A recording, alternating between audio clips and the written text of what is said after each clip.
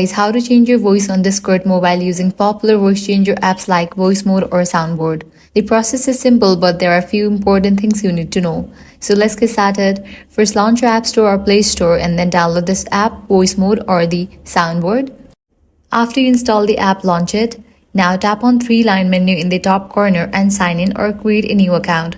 After that, browse through the list of voice effects and choose the one you want to use. Next, open the Discord app on your mobile device. Tap on the profile page, then click on the settings icon. Now scroll down and head over to the option Voice. Here you're gonna find the option Input Mode. Make sure voice activity is selected instead of push to talk so your voice changer can work in real time. Keep your voice changer app running in the background while using Discord for the effect to apply.